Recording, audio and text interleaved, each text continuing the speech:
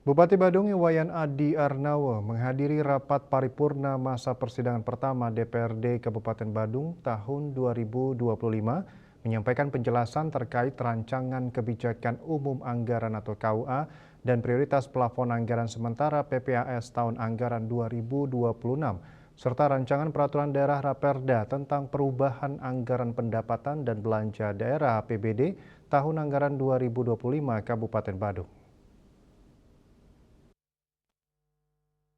Dalam rapat yang digelar di gedung DPRD Badung, Bupati Badung Iwayan Adi Arnawo menjelaskan perubahan APBD ini dilakukan untuk mengakomodasi berbagai perkembangan dan kebutuhan yang terjadi selama tahun anggaran berjalan, termasuk penyesuaian terhadap target pendapatan daerah, perubahan prioritas belanja, serta pembiayaan daerah.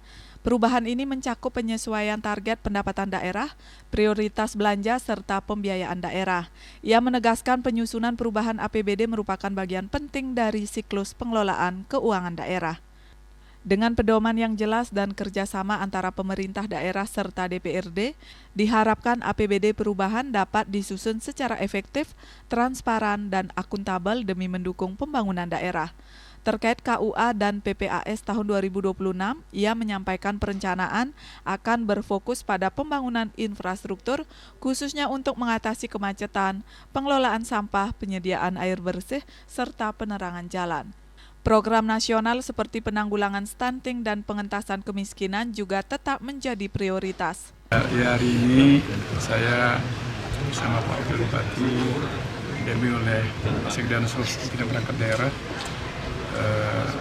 mengikuti kegiatan sidang paripurna terkait dengan penjelasan terhadap dua rancangan peraturan daerah KUA dan PPAS untuk tahun anggaran KUA untuk tahun anggaran 2026 dan termasuk juga rancangan perubahan APBD tahun anggaran 2025. Secara prinsip saya melihat apa yang saya sampaikan bahwa memang berdasarkan faktual lapangan bahwa inilah kondisi dan potensi dari Kabupaten Badung yang memang secara umum kita akan fokuskan pada infrastruktur.